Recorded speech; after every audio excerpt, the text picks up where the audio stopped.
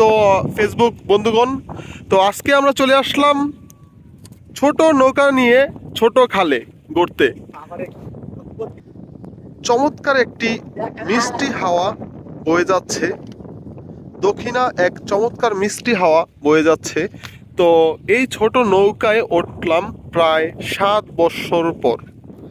নৌকায় ওঠার যে অনুভূতিটা খুবই চমৎকার, অসাধারণ লাগতেছে আমাদের সবার কাছে। সিয়াম, কেমন লাগতেছে? এই যে আমাদের ছোট ভাই সিয়ামও কিন্তু আজকে আমাদের সাথে ঘোরার জন্য চলে আসছে। আমাদের সেলিম কাকা গরুর ঘাস কাটার জন্য চলে আসছে। সেলিম কাকা হাই বলেন, হাই বলেন সেলিম কাকা। সেলিম কাকা বলবে না।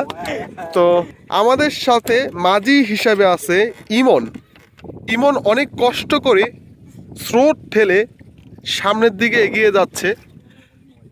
দেখেন কত সুন্দর একটি ভিউ, দেখলি প্রাণ জুড়িয়ে যায়।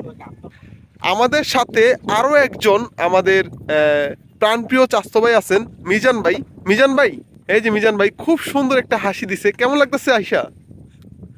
মিজান ভাইয়ের মনটা একটু খারাপ, অন্য একটা কারণে, সেটা নাই বলি। যাই হোক, খুবই ভালো লাগতেছে আমার।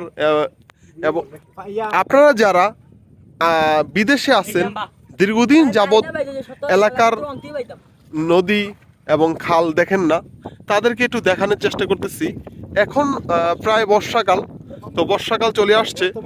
তো চারপাশে দঞ্চা ক্ষেত এবং পাট ক্ষেত আছে এবং ধান ক্ষেত রয়েছে ইত্যাদি। ঠিক আছে, তো দেখেন, আপনাদের দেখানোর চেষ্টা করি। একটু দেখেন এখন কিন্তু প্রান্ত বিকাল, সুন্দরভাবে সূর্য মামা কিন্তু উঠে আছে এবং এখন কিন্তু একটু মেঘলা মেঘলা আকাশের অবস্থা, এজন্য সূর্যটা ডেকে আছে। অনেকে এখানে জাল পেতে মাছ ধরার চেষ্টা করতেছে। ওই যে একজন লাল ব্যক্তি, উনি এখানে মাছ ধরার জন্য জাল পেতে রাখছে। কি সুন্দর ছিল আমাদের সেই ছোটকালের শৈশব।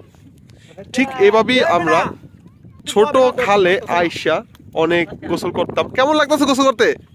ভালো লাগে? হাত তোলো এমনি। ও